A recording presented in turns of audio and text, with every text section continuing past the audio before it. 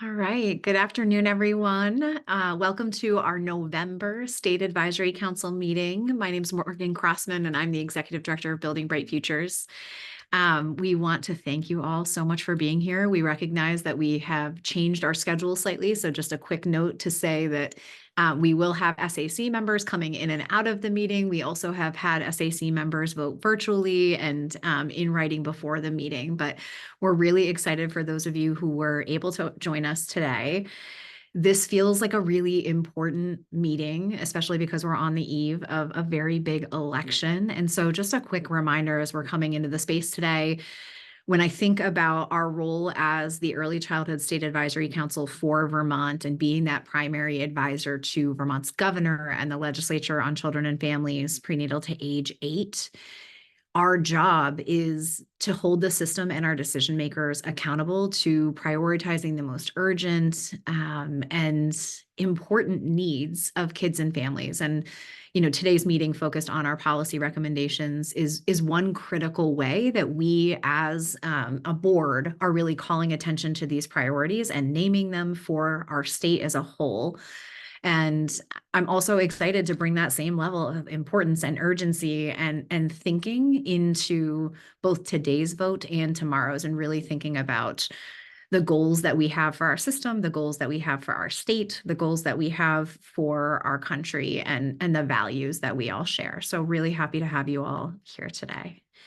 In terms of today's meeting, we will hear that final presentation and vote to endorse the 2025 policy recommendations on behalf of the Vermont Early Childhood State Advisory Council Network. I'm really excited for you all to hear about our family leadership mapping project and some plans for community engagement as part of our strategic plan update. And then finally, as with all of our state advisory council meetings, it's really important that we are thinking consistently about how we're building alignment and collaboration across all levels of our network. So those who are supporting regional council work, our strategic plan committees, and our state advisory council. So thank you again for being a part of this with us today.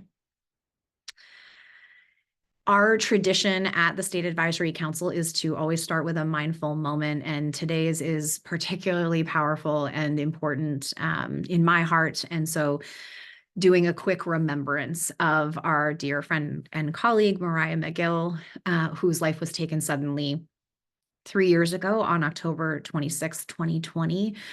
So at each of our state advisory council meetings for October, we like to take a mindful moment to remember and honor Mariah's life. She was a regional coordinator for Building Bright Futures, and before that, the director of the Early Childhood Leadership Institute with the Snelling Center for Government. So I want to invite you in just a moment to take a minute and send your thoughts to her family. And, I want to share really quickly that one of the most important conversations I had with Mariah was the morning of our 2020 October State Advisory Council meeting.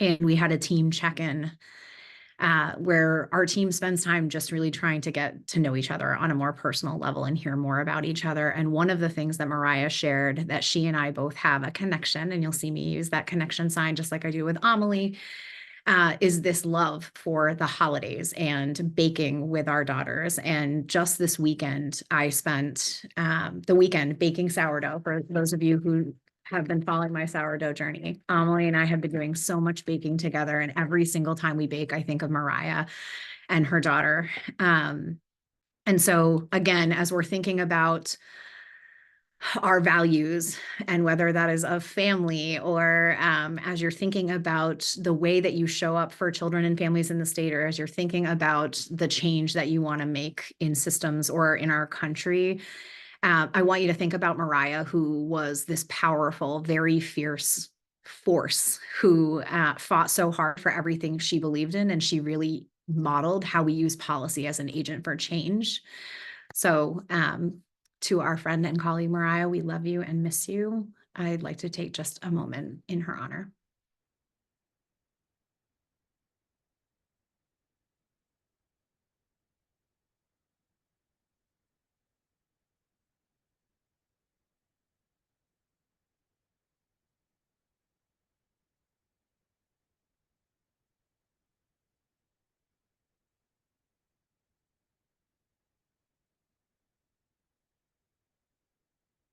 Okay, before we transition into meeting logistics, everyone take one deep breath.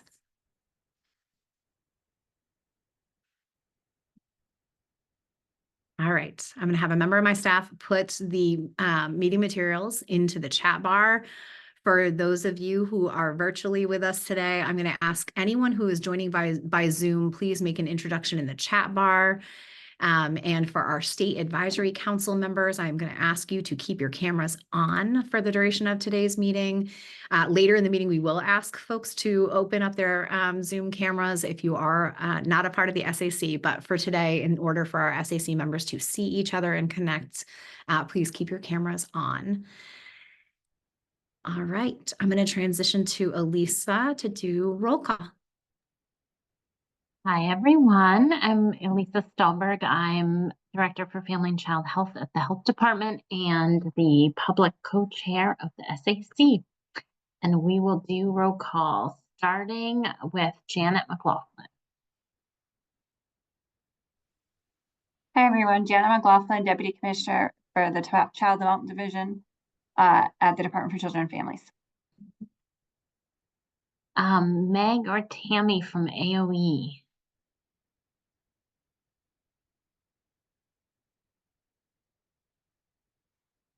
We will come back. Susanna Davis.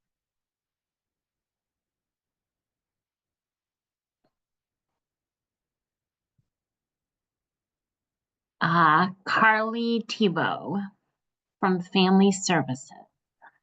Yeah. Hi, Carly Tebow, Family Services. Thanks, Carly. Yeah. Moving on to our legislators, Representative Jessica Brumstead. I saw you. I'm here. Sorry, I couldn't Awesome.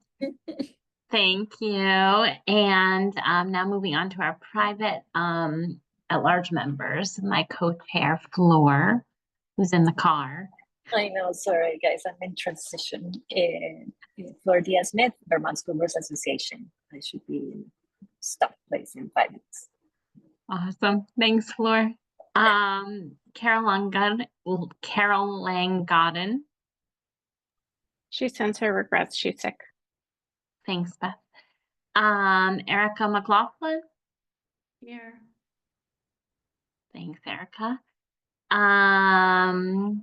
Danielle Mitchell. Danielle also sends her regrets. That kind of day. Dr. Deb Hartswick. Here. Thank you. Christy Swenson. Christy also sent her. Amber Houston. Amber sent her regrets as well. Thanks, Anna. Libby Dalian.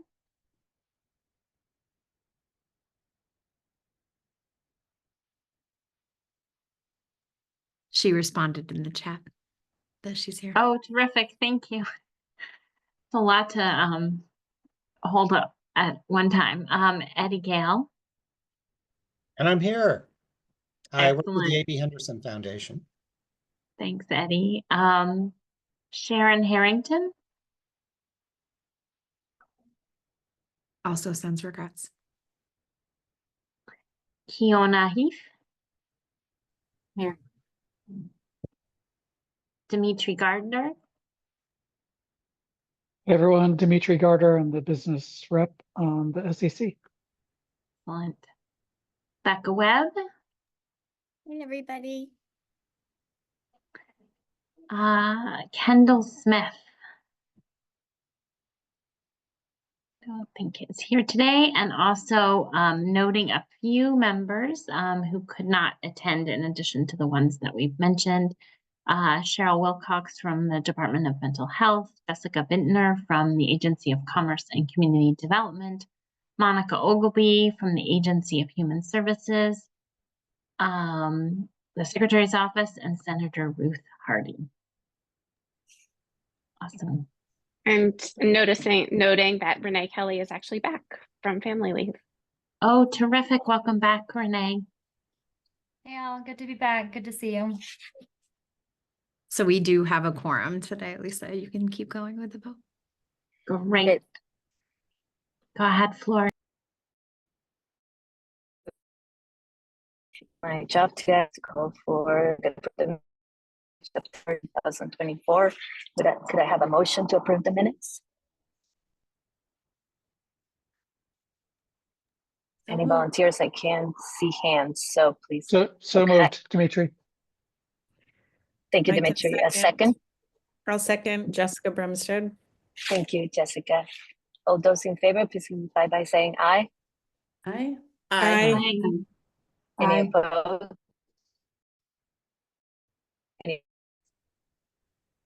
Any abstentions? Seeing none, the minutes have passed. And I give it to Anna.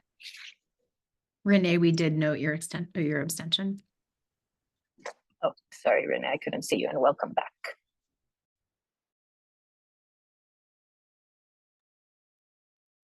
Thanks so much, Flor. So we're just gonna pull the screen share back up. And it is time to walk through the policy recommendations. And I'm gonna make it pretty short and sweet this afternoon, given that you all have already heard me wax poetic about them at length at this point. I'm really just gonna spend the majority of our time today, thank you, Beth, walking through these with an eye towards what has changed since we've all been together in September for the SAC meeting at the end of the month. So first, just want to start with some kudos. I think that it is really clear to our team who works kind of on the back end and is in touch with everyone who has an impact on these, that this has been an incredible year for engagement. We have had so many wonderful comments, pieces of feedback, questions, interest in being involved. So just really want to thank this group, but also kind of our broader network for really being engaged in this year's process. I think that from our perspective, the recommendations are only as strong as the folks that sit around our tables and how representative they are of the early childhood system and the children and families that you all serve. So just major appreciation for all of the engagement and questions and feedback. So I'm going to walk through these, as I said, pretty quickly and mostly highlight for folks areas that we've seen changes. So the first recommendation, we did not see any changes in the past month, and is the same language that Vermont should enact a paid family and medical leave insurance program. So we will move on to the next recommendation. So then this rec has perhaps had the most significant kind of evolution. And again, it's really thanks to all of the feedback from this group, both in our SAC meeting in September, as well as behind the scenes, and a lot of kind of patience and education that folks have had for us around how to make a housing recommendation as strong as possible. So this new language really elevates the need for both short-term solutions, some medium-term investments to ensure that families have kind of an off-ramp to those emergency housing solutions, and then the long-term need to invest in the creation of new housing units. There also is this piece in here around prioritizing data collection related to the demographics of those, particularly those experiencing homelessness. Really throughout the recommendations, I think you'll see some of our changes are a nod to or an acknowledgement of this piece around a stronger equity lens, and we really appreciate everyone who's made it clear that Building Bright Futures needs to be a leader in this space when it comes to ensuring that we are pushing for recommendations that are centering those who are most vulnerable in our system. So this recommendation, like I said, has come a long way, and we really appreciate everyone's feedback around the importance of Building Bright Futures having a strong slate of recommendations related to housing this year. So we can move on to the next slide. Okay, so here we've made some kind of limited changes really related to our framing around what parties are involved in developing a formal guidance or protocol for legislatively mandated bodies. And again, based on some feedback and recommendations, have kind of just honed in on exactly what that might look like. So some minimal changes overall. We're hearing continued enthusiasm for the importance of recommendations related to centering family and community voice. Similarly here, we made some pretty limited changes with an eye towards clarity to ensure that we really are, with this recommendation, being aspirational. We understand that there are other kind of other pieces that you might utilize to make compensation equitable or consistent across state entities. But we really are leaning into what our family leaders are advising here, which is utilizing this National Center for Family and Parent Leadership, Parent Leader Compensation Scale as that best practice and as an aspirational rate to push towards. Okay.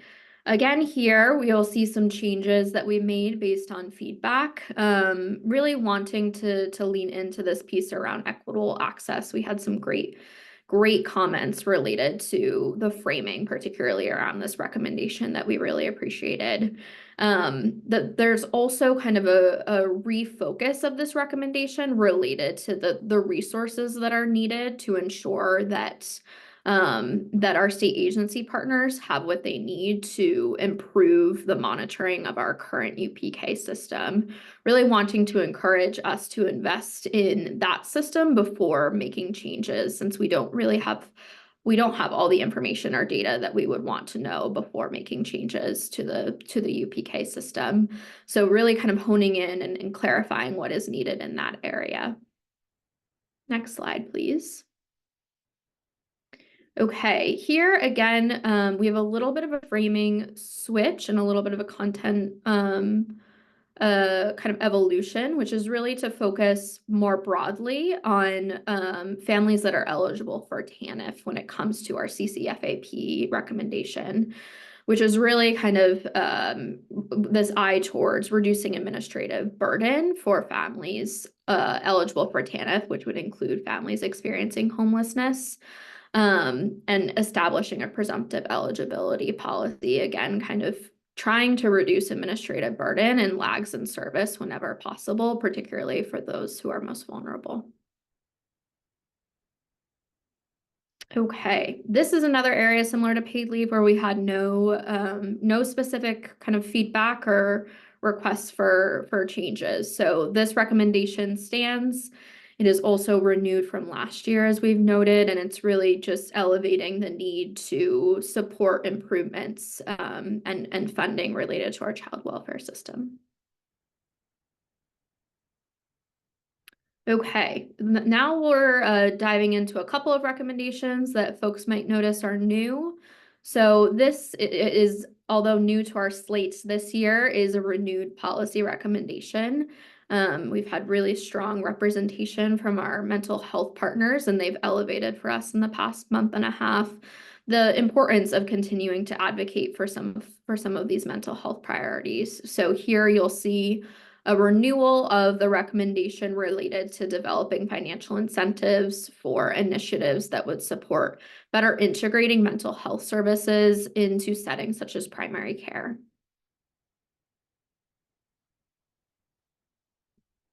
Okay, this is another area where you'll see a good amount of evolution, and this is an area where we had a lot of really helpful feedback on our language and framing.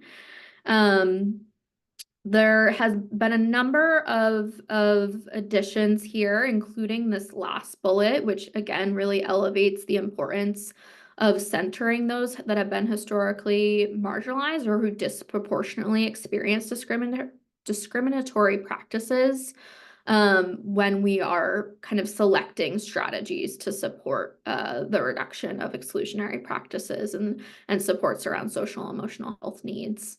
We've also just brought more clarity to those first two bullets based on feedback from the network. Okay, this is the other new mental health recommendation, although as noted, renewed from last year.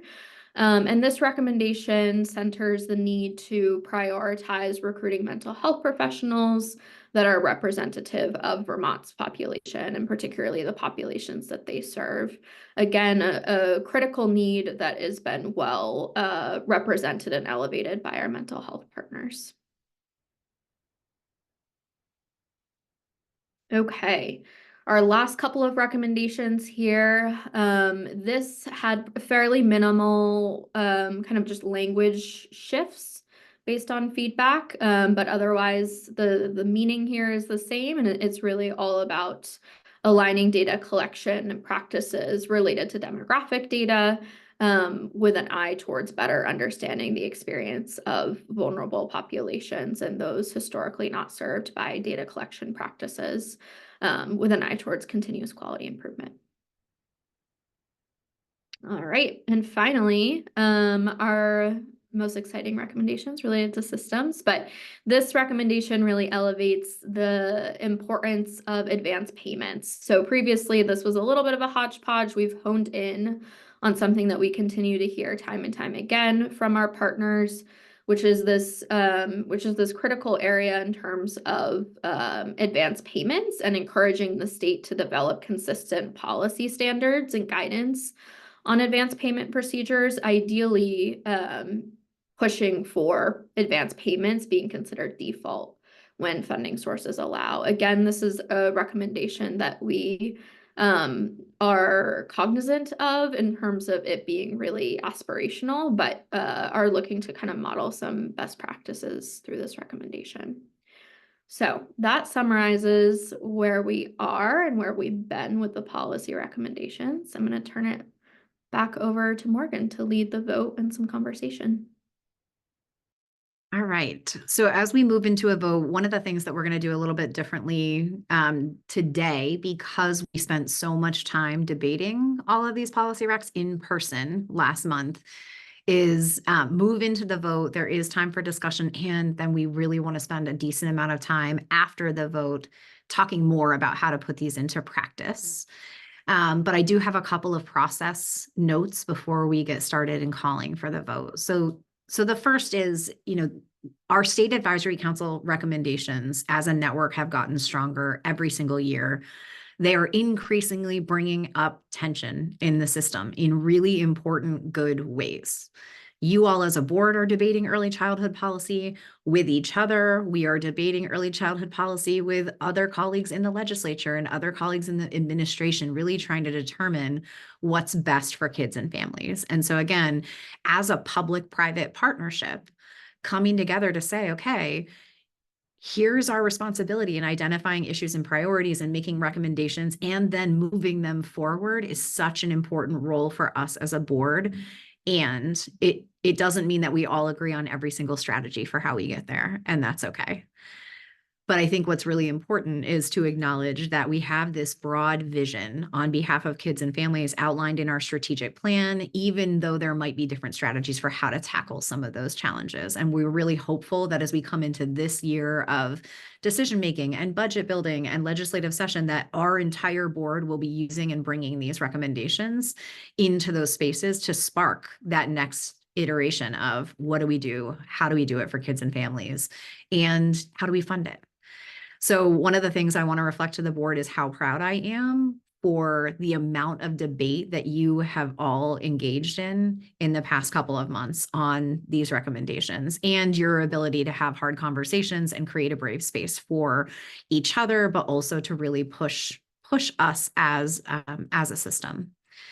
I think the other piece that I want to note is that, again, articulating that these are challenges and recommendations doesn't mean that there aren't already things happening in progress towards these recommendations. So again, just disseminating the draft of these policy recommendations has sparked important movement and progress and discussions about how to support kids and families. We've been able to elevate things to crisis levels, and we've made it our collective responsibility to actually respond on behalf of kids and families. And if we didn't call out these priorities and these tensions, we wouldn't be doing our job as a board. So just wanting to say thank you for sitting in that tension with us. In terms of some of the process components, the first thing that I want to name is we are going to call the vote as a full slate. So in previous years, we've called individual sections or specific recs. We're going to call the full slate today, given where we are with the vote. If you are voting in favor, your vote is indicating your support for the set of the policy recommendations. And then again, following the vote, we are going to have that opportunity for discussion. For those of you who have not yet drafted your response to the email, what are you most proud of? How would you like to see Building Bright Futures and the board and others show up during this legislative session? And then how can we all be moving those recs forward?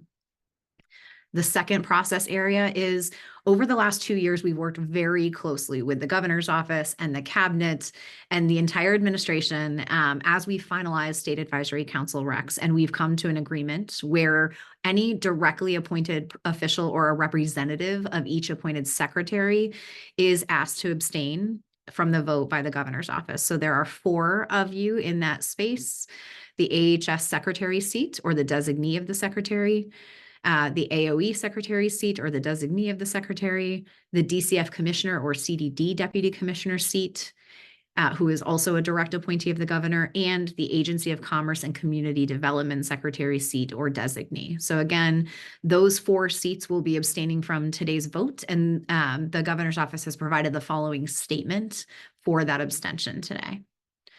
The designees for the Secretary of the Agency of Human Services, the Secretary for the Agency of Education, the Secretary for the Agency of Commerce and Community Development, and the directly appointed Deputy Commissioner of the Child Development Division need to abstain from today's vote, given the direct call for investments before the release of the governor's budget. We greatly appreciate the work of all early childhood partners to identify these priorities and elevate them to decision makers. We will review the endorsed slate alongside our budgets and priorities to inform decision-making for children and families.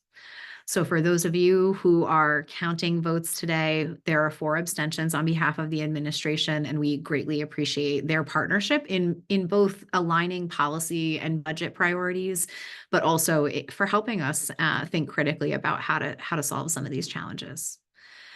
The third and last process piece is that we have several SAC members who have submitted their votes to approve the motion in writing. If you are on the screen right now and I say your name, it's because I didn't think you were going to be here. So Dimitri Garter is one of those, Senator Ruth Hardy, Family Representative Amber Houston, Sharon Harrington from Vermont AYC, Christy Swenson from the Head Start Association or a Head Start representative, Carol Lang Godden from the PCC network, and then Danielle Mitchell representing mental health.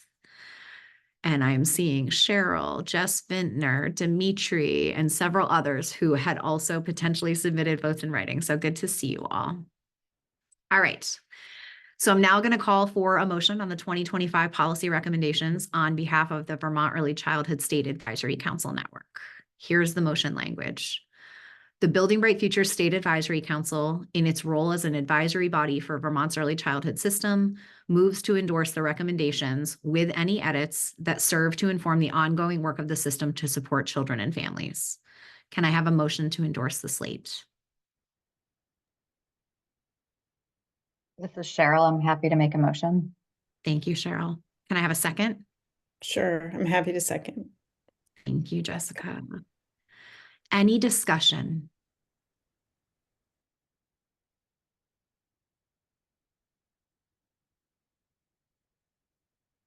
All those in favor? Aye. Aye. Aye. Thank you. Katie Mobbs, I am counting on you to count the number of people who voted aye. +7 in writing. Any opposed?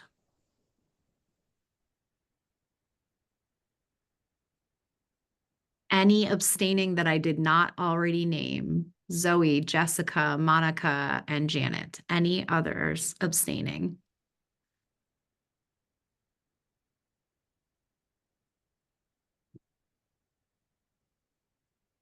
Okay. Congratulations, State Advisory Council. You just approved the 2025 State Advisory Council recommendations. That is incredible. Thank you. All right. We asked you all to respond to a series of questions, and I will invite others now to participate via chat as well, because I think this is a really important part of the discussion, right? We often don't take time to celebrate something as huge as endorsing a very powerful slate of policy recommendations. So I'm going to ask my team members to put the 3 questions we asked you all into the chat. And I want to start with our state advisory council members, and just know I also have written responses, so I'll bring those into this space as well. But as you think about the slate of policy recommendations and the priority areas and how they relate to your own personal work or the vision and the strategy that we've articulated in the strategic plan, I want to start with the question about what recommendations are you most excited about? Are you proud of? Do you feel like are the most powerful?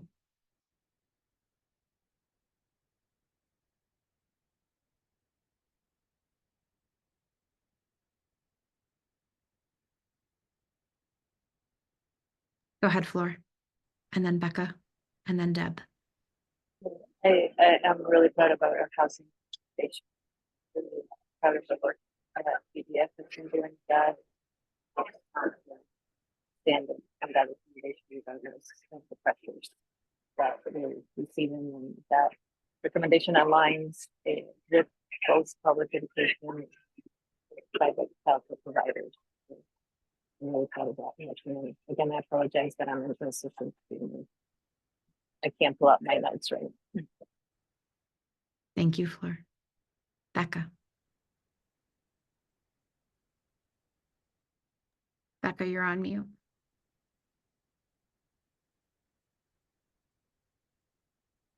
There we go. Magic. I think one of the things I'm really excited about is the recognition that the data piece is really important. Like, I was looking back at Carly's statement that she knows she's in the right group when having better data-driven decision making is key.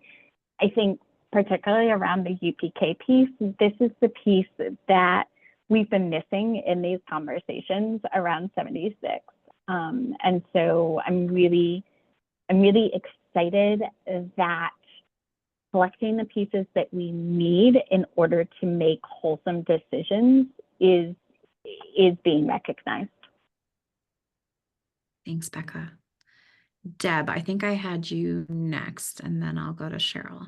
Yeah, I'm most excited about the recommendation to lift up the access to basic health needs, or I'm not exact of the exact wording, yeah, basic needs, because I think that particularly I thought, Morgan, the piece that you sent to all of us that you had written on behalf of BBF and the State Advisory Council, really stressing the importance of the housing response, was well written, well timed, and I was excited to see the move with the opening of the 2 shelters recently. It's just a beginning, but I think that there's emerging data that the access to basic needs, particularly housing and food security, is really vital to the health of our children and our families, and that impacts the health of the parents. And I think particularly in the wake of the recent report from the consultant to the Green Mountain Care Board, that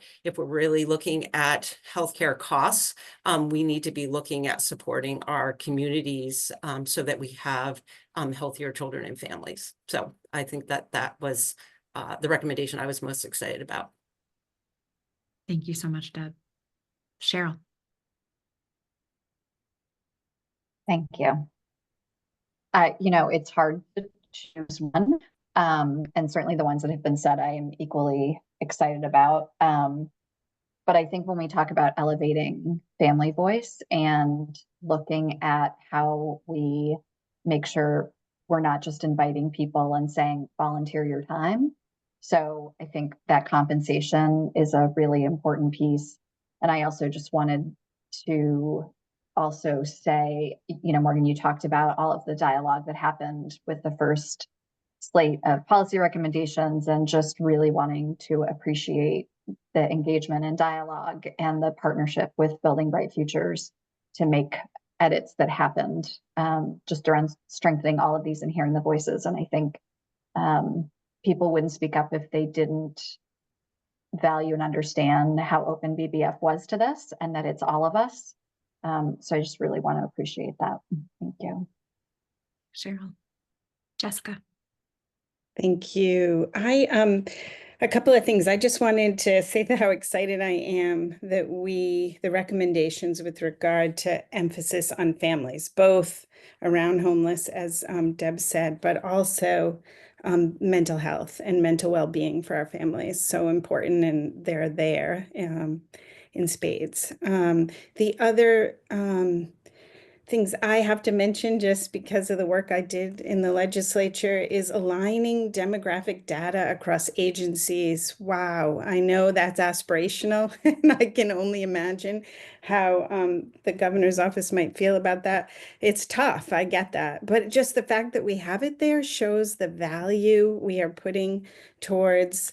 I mean, we cannot have government accountability without being able to compare data. And so thank you. That's just really important. And we talked about it a lot at the last meeting. And then the other aspirational for me is advanced payments for state-funded grants and contracting. Boy, we all would like to be able to do that. And I know that it's hard because of some of the holdups we have inside of state government that are just part of the system, and there's some positives to those as well. So I get both sides of the argument, but the fact that we put it out there, and because it's talked about so much, and it stops a lot of folks from being able to apply for these grants. So thank you. Thank you, Jessica. Janet.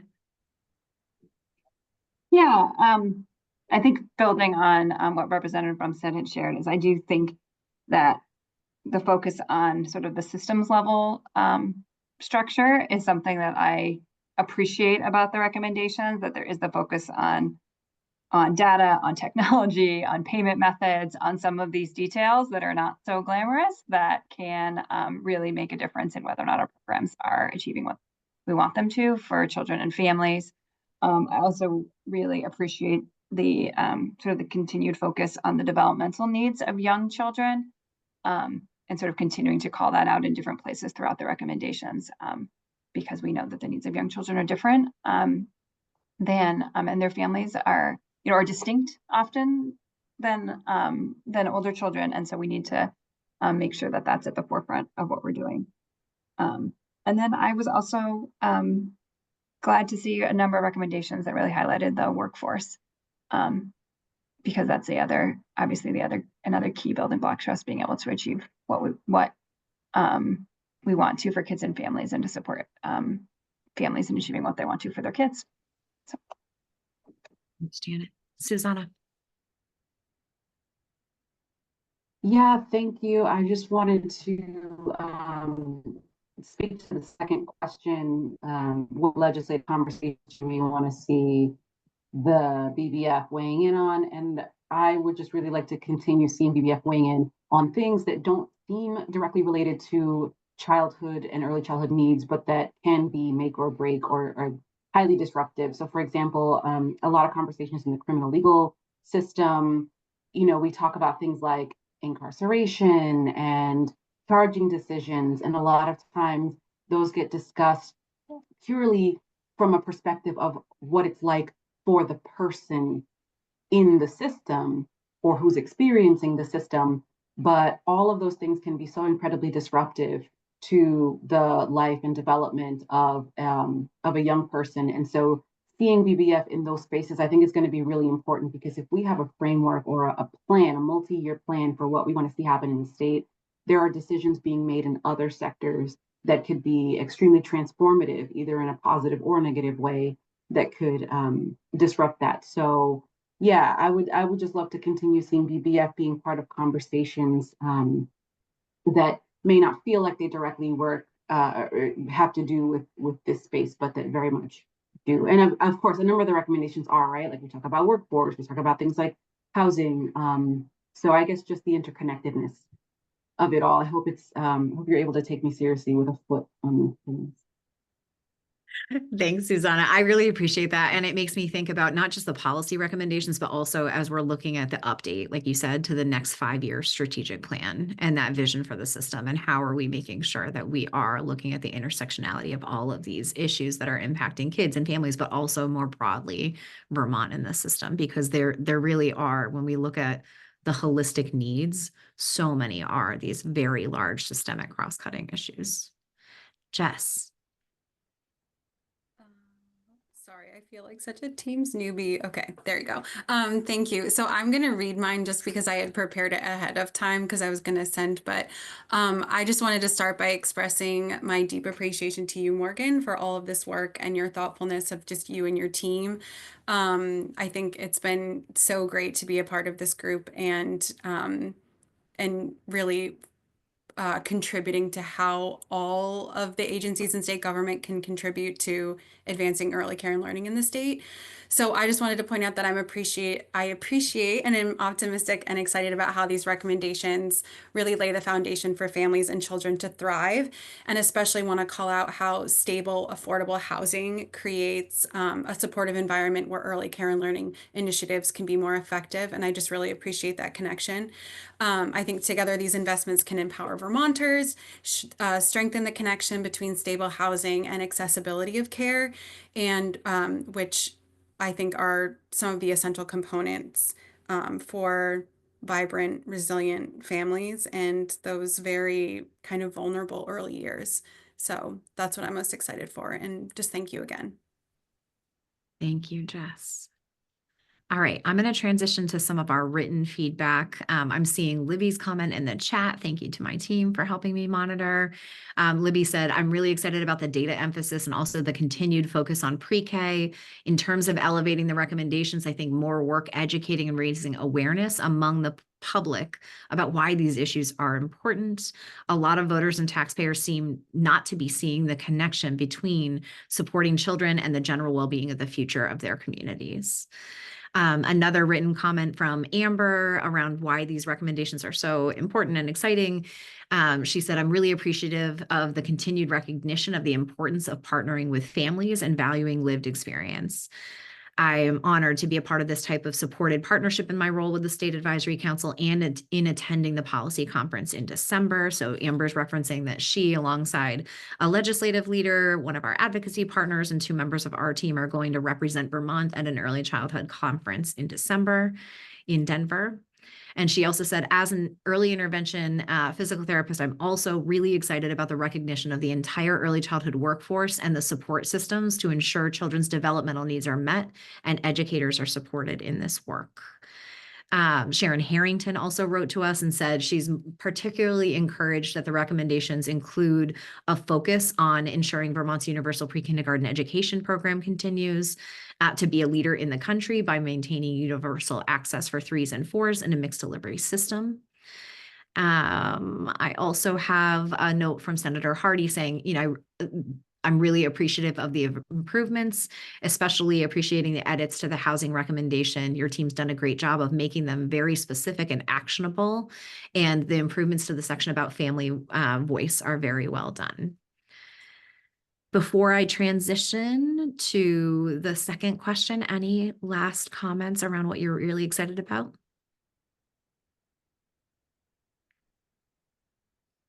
All right, I'm going to flip it this time and do a little bit of reading from folks. What legislative conversations do you want to see VBF weigh in on this year? And I really appreciate you all being very forthcoming on this one. This one is from Amber, and she said, I think housing will continue to be a hot button issue. And I hope VBF will be the voice of children and families in that space, especially for those furthest from opportunity who are facing housing adversity. I'd also like the conversation to include the surrounding support systems to ensure that housing solutions are not temporary, but that families are given the full supports they need to be successful. And then in addition, funding for systems already in place need to increase. This includes things like support and funding for children's integrated services and the Parent-Child Center network. And I think that the voice of VBF to highlight this need to fully fund these valuable services and how they touch all areas in the policy recommendations being put forward would be powerful.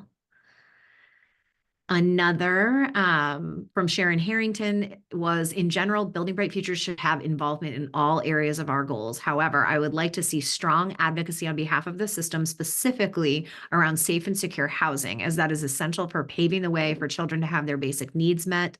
And I would like to also see a strong focus on recruitment for a strong and diverse mental health workforce to support our most vulnerable population of Vermonters. Others in the room, where would you like to see BBF step into a brave space and weigh in on legislative conversations this year? Erica. That last recommendation is what I wrote in, just so you know. So if Sherry had something written somewhere else, I wanted you to make sure you could see it. I did. That is Erica's. Thank you. No, it's no problem. And I was waiting for this moment to really emphasize that housing piece, and that was one of the pieces that I felt particularly proud in terms of the efforts. Just articulating that if a child's basic life needs aren't met, then everything else is kind of lost. So we can put all the systems in place, but if we've got kids still sleeping in the woods, then we're not going to have a sustainable future, really. So thanks. Thank you, Erica. And yes, I had a few too many comments in the chat running at the same time, but I do want to say a quick thank you both to our Rutland Regional Council and to Erica. I think this is where the value and the importance of having a robust multi-tiered network is so powerful. So we're hearing at our state advisory council, at our strategic plan committees, and our regions that housing is a crisis, and we're seeing it specifically to kids and families, and in particular, that there are some major tensions and challenges in Rutland, and it prompted me to go and volunteer and spend a day in Rutland. Volunteering just to understand what this looked like on the ground. And it was so powerful to have the Regional Council for Early Childhood in Rutland host a conversation at the last minute on a Monday morning with 31 people across every single sector you can imagine, not just those supporting kids and families, but also substance use disorder and the police and churches and other religious affiliations. There were 31 people coming into a space on a Monday morning after calling a meeting on Friday night and through the weekend to say, we understand that we have a crisis. We brought data to the table. We brought people who are working with kids and families across every sector. And now they actually strategized how to connect with each other and how to, like, what the problem solving looked like and how to make connections in the most powerful way that I've ever seen. So just a quick shout out to our Rutland Regional Council and several of our SAC members who either made phone calls or sent texts or messages to say, how are we leaning in on this area? What does it look like? What do we need to be doing? And what does our slate of policy recommendations need to be based on that data and the voices of families and those most impacted? Eddie. I'd like us to think strategically about where to lead and where to lean in. And I think in terms of some of these issues, there are going to be other great champions, and Building Bright Futures doesn't have to be the lead. And then there are a few that are kind of mundane that no one else is going to do it if Building Bright Futures doesn't do it. As a grant maker, I'm shocked at the number of grant opportunities that are reimbursable. I mean, how do you get started? So that to me seems like one of the examples where somebody else isn't going to be doing that and Building Bright Futures should. But just, look to the other leaders in the field and see how to support them as, in some cases, not necessarily taking the leadership role. I really appreciate that comment, Eddie, especially as we look at our board and the number of experts and content, folks in this space, but also our family leaders and our other advocacy partners who may already be that primary entity advocating on behalf of a piece of the system, and how we are coordinating and supporting those efforts. And I know, I'm thinking about Susanna's team and the number of areas where we have overlap and where we have been trying to build on each other's recommendations. And what does that look like over the course of this session? Kiona.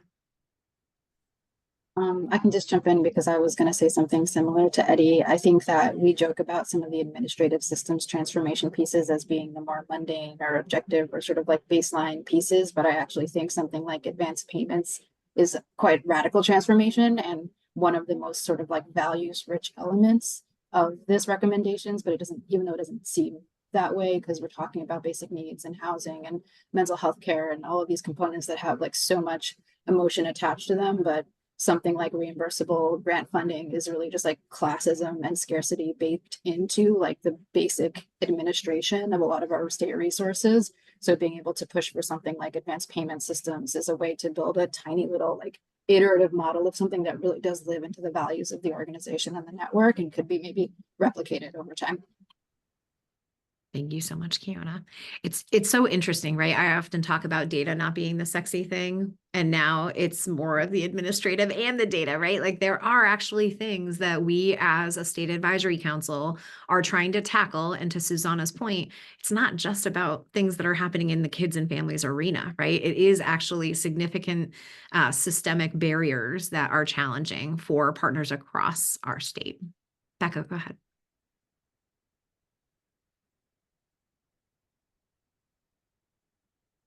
For some reason, your audio is still.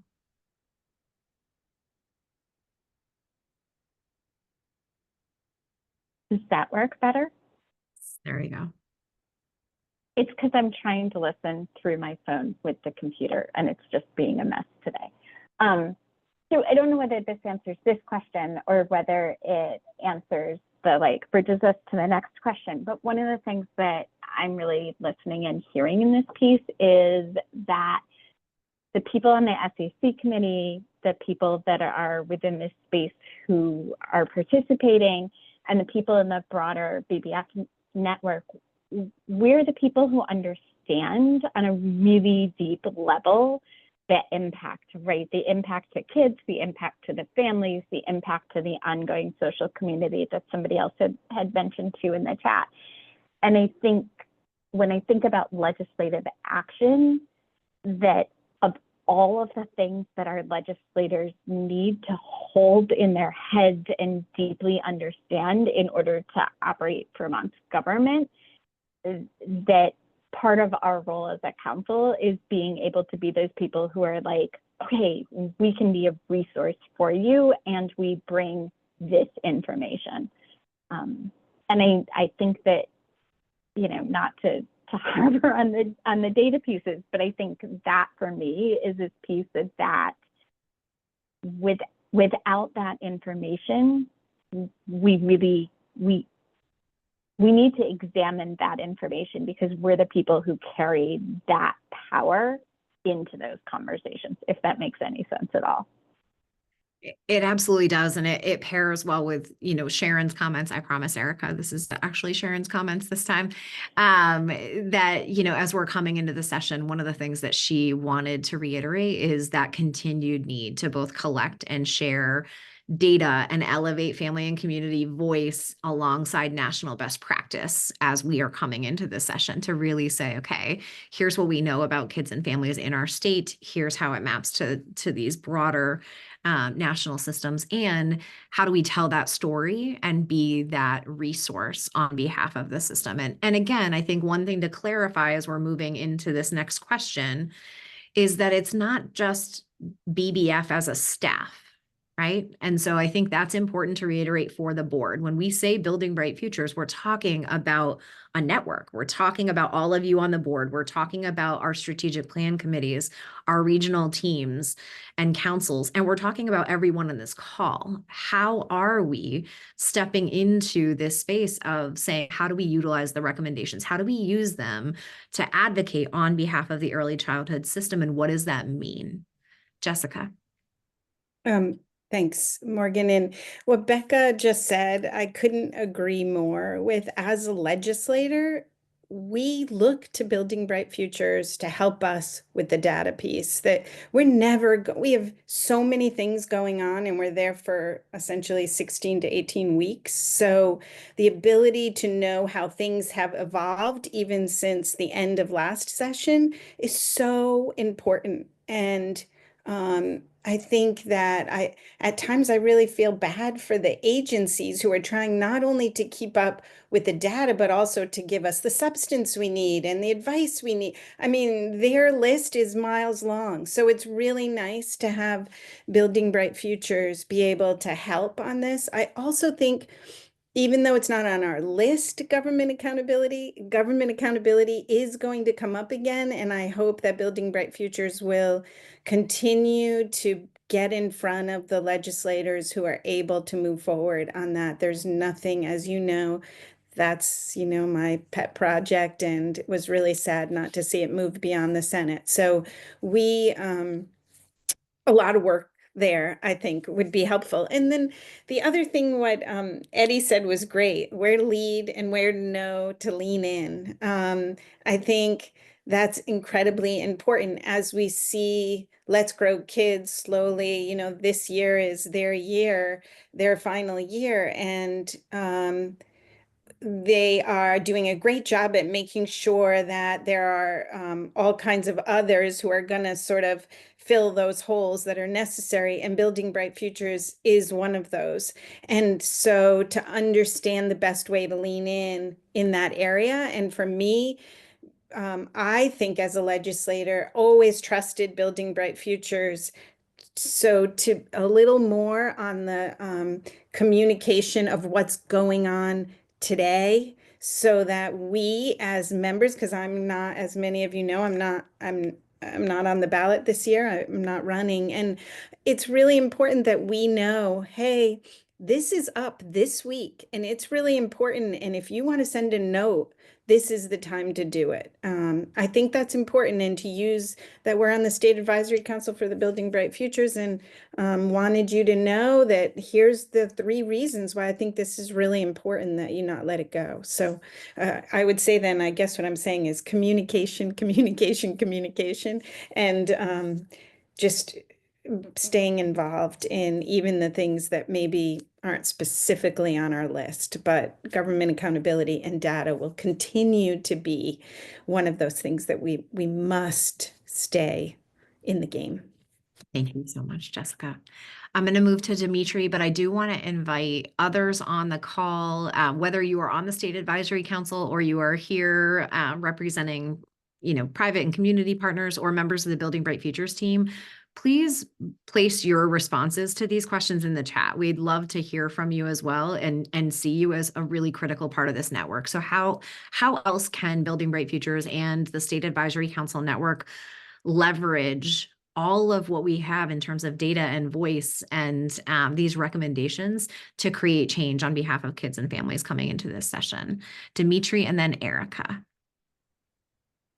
Thanks, Morgan. Sorry I was late to the party here. I'll keep my comments super brief. I just wanted to touch on the point about data and accountability and sort of the predictable response from the business community. Me being the business rep, I have an obligation to sort of pass on what I'm hearing, and definitely showing results. Referring specifically to Act 76. And showing what the impact of the changes that Act 76 brought about in the childcare system is going to be incredibly important to maintain business support. We had really broad business support, for Act 76. There was consternation about the spending that was required. Now that the payroll tax has become real for businesses, it's more challenging, to be honest. And I think what we're running into is that I promise to be brief, but it's the spending on Act 76, I think, is just getting thrown in with a lot of other concerns about affordability and spending. And we worked really hard. The business community worked really hard to keep the issue of childcare kind of in the spotlight on its own, showing that there's expected return on investment. We talked about the RAND report that mentioned that, so that this was not viewed as being part of sort of a broader public spending initiative. However, it's hard to avoid that optic. So, it's just really important that the data and accountability continue to show results and keep the business community on board, because I know we're going to need business as partners. That's partly why I'm here, but I'm also getting pushback. So I just want to pass that on publicly, that it's important that we recognize that dynamic. Thanks, Dimitri. Thank you. Erica. I also just wanted to bring into this space that from that meeting that we attended in Rutland, when I heard the amount of efforts that were being made to support those families that were experiencing homelessness, it was really very reassuring. And then at the end of the meeting, I asked, what could we as board members do to support their efforts? And they mentioned two things in particular. One was advocacy to sort of reduce the barriers for agencies to communicate with one another. I remember as a principal, it was super frustrating that I would hold information as a school, but couldn't readily share it with our local mental health agency and vice versa. And that's become a barrier for them to support families to the maximum capacity. And the other had to do with one of our policy recommendations, which is that recruitment for mental health workforce clinicians. There's just such a great need and not enough qualified practitioners to provide support. And so really just wanted to let you know that need is out there and it's being addressed with this work. So just good. It's good that we're doing this important work. Thank you, Erica. And I also appreciate the connection of our regional teams and what we're hearing and being able to elevate that to the board. We definitely do that through our policy recommendation process, but also through emerging priorities. So I'm just naming for those of you who are listening in, our regional teams, our strategic plan committees are constantly identifying needs, tensions, challenges, priorities, and elevating them through what we have as an emerging priorities tracker that is sent to our agency leaders and decision makers to help really think critically about the tensions and challenges on behalf of kids and families. So in addition to the regular discrete data that we have and our committee meetings, there's so much happening behind the scenes that we want you to be involved in. And if there are things that are coming up, please reach out to your regional managers or to folks on strategic plan committees or to our board members to be able to elevate some of these things so that we're making sure that we are tracking the most urgent needs and priorities on behalf of kids and families. All right, before we transition out of State Advisory Council recs, I want to invite every SAC member who can to join me in a quick celebration. We, again, have not done a great job of celebrating such a huge accomplishment of endorsing the 2025 policy recs. So quick round of applause, appreciations for all of you and the team at Building Bright Futures for this incredible slate of recs. Thank you, thank you. All right. I am also very excited that you don't have to listen to me talk for the next 30 minutes because we have our family leadership and family engagement coordinator and our network manager, Tanya and Kate, here to talk about some really incredible work that's happening on family leadership, but also in thinking about our strategic plan update. So again, we need your engagement, your partnership on all pieces of how we think about this next year and this next couple of years of updating the vision and strategic plan, and are so proud of the work, especially in the family leadership space. So excited to turn it over to Tanya and Kate.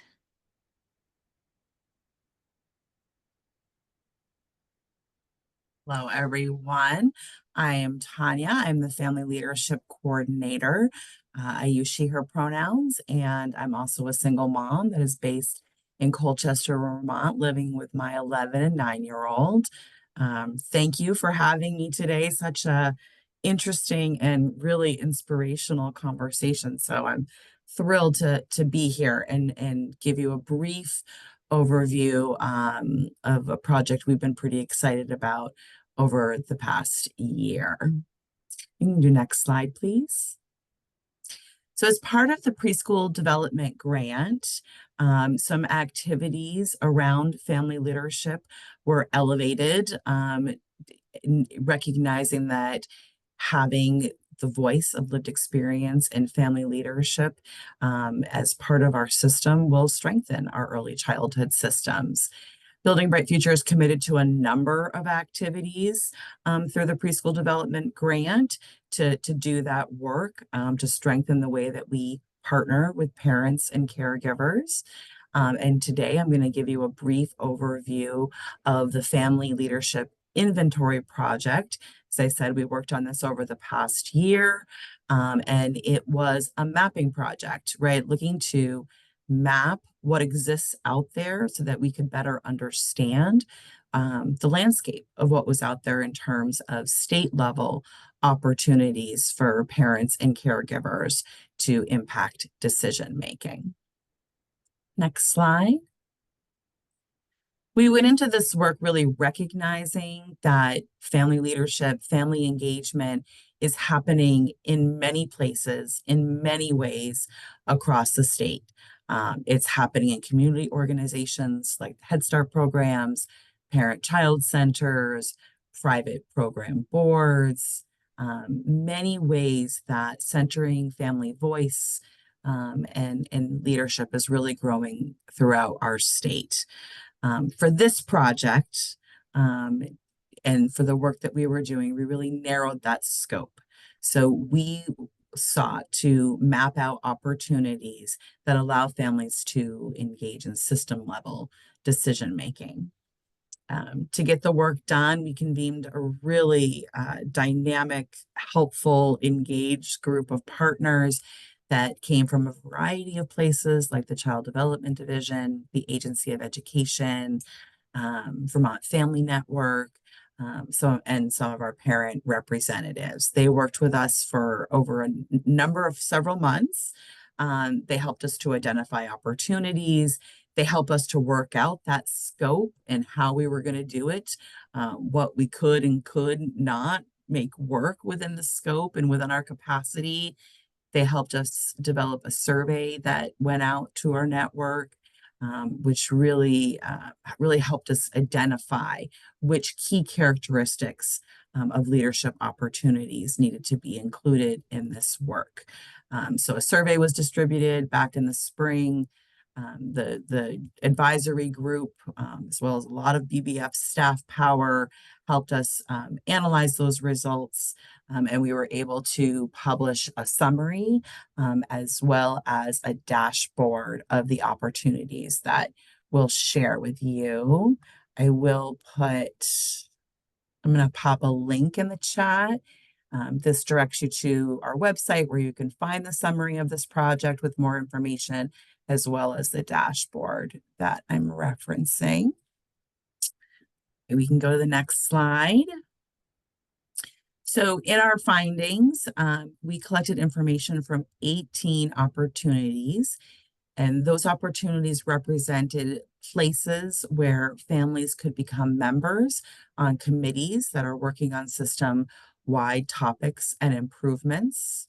11 of those 18 opportunities offered unlimited space, like open public access where families could join in on conversations. The remaining, some of them either had limited space available, an application process to join, or they were governor appointed positions. And you can see here, there was a variety of things that we learned through it. What was offered in terms of those opportunities, like you join the opportunity and you can also attend some conferences. 50% of them offered parents and caregivers opportunities to become committee leadership. And majority of them offered some type of compensation. This was, pointed out in the policy recommendations that not all are able to, offer the same level of compensation, and there are some, funding restraints around that, but all offering different ways that families could get involved, as well as some ways to compensate and support the families that were joining the opportunities. Next slide, please. So this just represents that, through these 18 opportunities, a broad range of areas of impact were identified. As you can see here, many that are around the realm of early childhood development education, but also mental health, basic needs, special education, and more. So a wide range of impact. Next slide, please. And this is just a screenshot, but this is what the Family Leadership Dashboard looks like on our website. There are different buckets, from those ones that have the open membership to the ones with limited membership, the application process, and the governor appointed. This dashboard, unfortunately, is not searchable, but it is scrollable. You can move around it when you're on the site, and sort of interacting with it live. You can scroll through where it's available. There's a website so that you can connect directly to the program. There are descriptions of the opportunity, more details around the compensation, recruitment, and support that family leaders can access as part of the opportunity. And it's really our hope that this is accessible to both parents interested in finding leadership opportunities, as well as agencies that are working to embed some of these practices. That this can be a place where you can either find out what the landscape is, what's available out there, what the details are, and hopefully make some connections, whether that be, I'm a parent looking for an opportunity and looking for someone to connect with, or again, an agency leader wondering what's out there, who I could connect with, partner with, or gain some resources from. Next slide, please. As part of the summary, we elevated, some recommendations around policy making. And as you can see here, they're very similar to what was elevated through the policy recommendations that the Families and Communities Committee had a lot of impact on in developing those. That there needs to be a template, there needs to be some guidelines that ensure that when a family leader enters the space, there's clarity around the roles, the expectations, the compensation system, how it will be delivered, what it takes to be a member and what will be expected of you. It speaks to the need for consistent, accessible compensation. And as well, many of the agencies identified that they were grant funded and we're not sure how to sustain it without something more predictable and reliable. So, really great that the data is just really emphasized and highlighted what we've been hearing from our parent leaders and what our parent leaders have been elevating for us that would help them to further do this work and really become partners in system change. So, and I just, a general shout out to, just thank you to so many. This truly was a group effort between that advisory council, all the BBF staff, and our parent members that really helped us put together what we feel is a really informative report to help us guide what happens in the future. We can take the slides down and get everyone back on screen, and happy to open it up if anyone has any questions.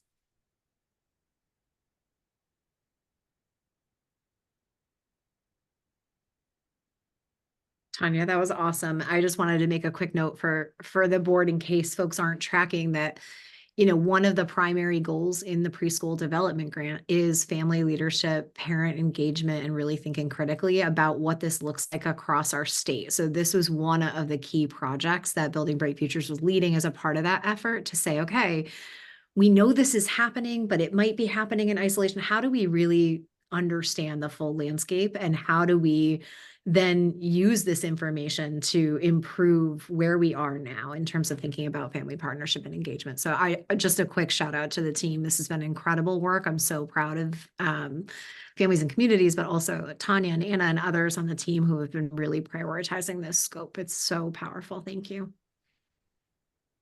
Claire. Yeah, I just wanted to echo that. I'm from the Family Center of Washington County, which is one of the 15 parent child centers. And just listening to you speak, Tanya, and I mean, we're pretty 100%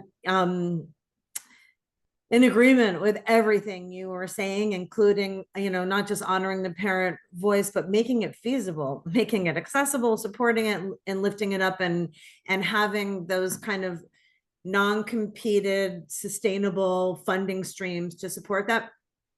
And the network had put a grant, a Vermont Early Childhood Fund grant together, a systems-based one for the whole network statewide, a year ago. And it was to do that, to really build out across the state, within a structure of the Parent-Child Center network, to have family leadership trainings, to bring that in there, not as us as the experts, but to have that be like, have Parent-Child Centers as the vehicle, as one medium for this. And so it's just kind of reminded me, maybe we need to put pen to paper and resubmit another grant, because it was pretty solid, and we worked with Michelle Kersey on it, and it's exactly what you were talking about, and we would love to work and dig into that further with you as a network. Thank you.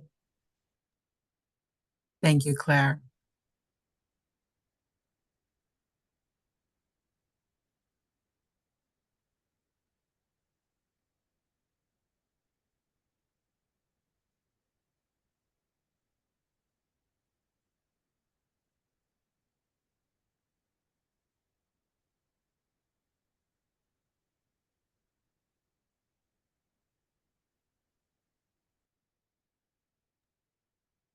No other questions on family leadership, I can jump into our next and final topic.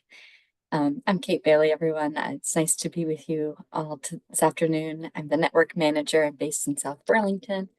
And I want to give a shout out. I'll give this 10-minute presentation today about the work that we're doing, but it's certainly not just my work. It's and I want to give a big shout out to the VECAP advisory group, which some of you are part of. It's a subgroup of the State Advisory Council and some BBF staff who have really done a lot of work to design this network engagement plan that we'll be talking about today. And also the Creative Discourse Group, which is our equity contractor and consultant. They're a Burlington-based equity consultant group. They're working with us, and I think you've maybe seen them pop up here and there, and they're also the contracted project managers on the VECAP update. And we've talked a lot about the VECAP today. You've seen it applied over time with the policy recommendations, and it really sort of is our North Star and our guiding document for the state of Vermont's early childhood system. I'm going to go through a timeline and some specifics in the network engagement. So go ahead, next slide. First of all, why are we talking about network engagement? And I'm using the term network engagement because we're moving away from the term stakeholder engagement, but stakeholder is like more of a traditional term that looks like stakeholder engagement or community engagement. But we're talking about the Building Bright Futures network, which is of course an expansive network of the early childhood system. And we're launching this engagement process with the goal to ensure that children and families are held at the center of the decision-making process throughout the VECAP update.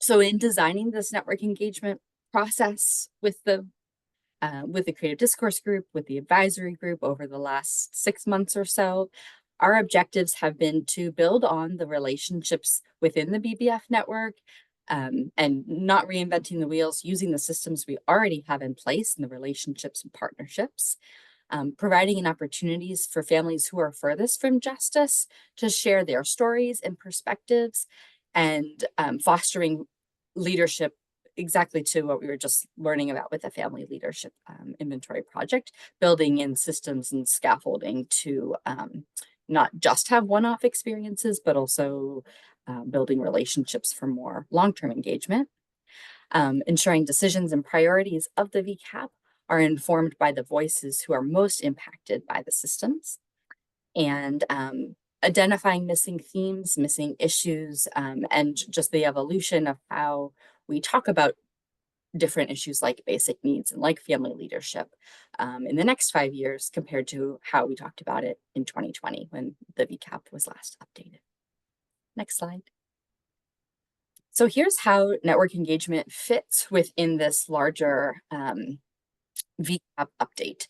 So if you think about the document of the strategic plan as the big black circle in the center, these are all the colorful circles of inputs that feed into the update process. So the yellow circle is like the actual document that we will be building on and updating, the 4 goal structure, strategies, objectives, data indicators. What we're talking about today and focusing on over the next few months is that green circle at the top, network engagement. So you'll see like the policy recommendations, for example, would fit under that like magenta circle of VECAP monitoring, the work that we're always doing, our VECAP summit that we host every May. All that work will feed into the eventual strategic plan. Next slide. Here's a little bit about the timeline. So I mentioned the last 6 months with the advisory group and creative discourse group, that's sort of the blue buckets here. And we are now entering into the implementation of the network engagement, as well as continuously monitoring and using the VECAP, the current VECAP that we have. And the yellow buckets are going to take us through till March 2025, roughly, spring. And then spring and summer, the pink buckets, that's when we'll be doing a lot of writing, drafting, revising, gathering your feedback, revising again, and working on that process with the goal of having an October 25 State Advisory Council adoption and endorsement. Next slide. So within the network engagement process, Creative Discourse Group and Building Bright Futures have identified some priority connections, and these are communities and populations and identities furthest from justice that we see as folks that are maybe underrepresented in the BBF network, underrepresented in the data that we already have, or just key demographic information that we want to make sure is elevated. So I won't read through this whole list here, but this has kind of helped frame our outreach strategies and plans and the partnerships that we're hoping to foster and are building on the partnerships we already have. Next slide. So here's a little bit of what the activities and the actual engagement will look like. So right now, and what we've already done in the month of October is the photo booth. And this looks like having a photo booth at an event where we have some props and folks to take their photos, and also a sign that has some questions about your family, just to try to gather data, almost like a word cloud, where we're seeing like what words are most present on families' minds, and that will help feed into how we build out the questions and the discussions in the second part, which is the community conversations and facilitator training. These two are paired together. We're hoping to have volunteers and partners step up to help facilitate conversations in affinity groups, in play groups, in different spaces, what might traditionally look like a focus group, but more so in already existing groups, in more of a informal conversation, a little bit low barrier than a more traditional formal data focus group. And then the third activity that we are going to pilot is an immersive experience, which is a partnership between either a family liaison or a family member who has who we want to highlight what their day-to-day experience is like, partnered with a policymaker or a state agency partner, and they can exchange ideas and exchange experiences and have a deeper connection as to what their day-to-day lives look like and how they are influenced by one another. That's a very quick summary, but I guess we'll go to the next slide. And this is a review of the photo booth that we tested out at our Regional Council Statewide Summit last month. You can see folks are holding up the signs of the 2 questions, and they're here in pink. What is going well for your family? and what would make things better for your family? These are the two questions that folks ask. And folks, you don't have to take your photo. You could just write down on paper, and we'd collect that as like totally anonymous data, or having your photo is a little bit fun and engaging. And we're having photos with families and kids too, but here right now you get stuck with the adults, so that we're still cute, but in a different way. We hope to have more events to be able to go to over the next fall, in the next few months. And then this is our review, sort of our postcard of the 3 different levels of engagement. And there's a sign up form. I can put it in the chat. And so this is the kind of thing that we would love for folks to share. If you have a bulletin board or you have an email list out where you send different activities, or if you know somebody who would be an event or a partner who would be particularly engaged and interested in having their voices elevated in our strategic plan update, this is one way to do that. So we're short on time, and I want to leave time for questions.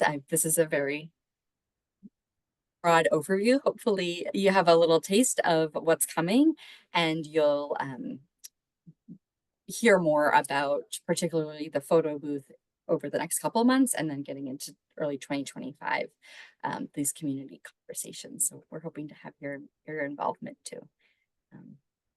Any final questions? And again, shout out to the advisory group members who are here. Thanks, as you have to listen to this over again. And thanks for your input and feedback and questions.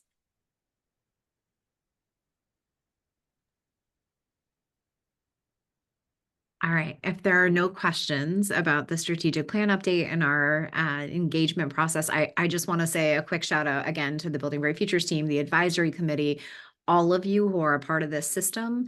When I've gone out and met with other states and been at these national conferences, when folks talk about their early childhood strategic plans, they talk about them as grant deliverables. And what makes me really proud is that that has nothing to do with it in the state of Vermont. We use grant funding to support our ability to cultivate the next iteration of those strategic plans. But in Vermont, we actually use it as the vision and strategy, and we are aligning our data work and our, on the ground work, our policy priorities, our recommendations on behalf of the system based on this North Star, based on this document. And it really shows the power of that collective impact model of public-private partnership and being able to hold that in a really meaningful way, especially as we think about transitions in leadership, right? So as we're thinking about the election being tomorrow, one of the key roles that Building Bright Futures plays in the system is holding this vision and strategic plan and shepherding it and stewarding it and monitoring it. So just a quick shout out and thank you for being a part of that process, because that is one of the things that makes Vermont really unique, is that we actually use this. And the governor's office is referencing it. Our legislative leaders are referencing it. Folks are really understanding that it's important to have collective vision and strategy, even if there are different ways of achieving that vision and strategy. So really proud of all of this work, and another quick celebration to say thank you again to our State Advisory Council for endorsing the 2025 slate of policy recommendations on behalf of the system. Now the work is to go use those. Really, really proud of all of you. Thank you. Have a great afternoon.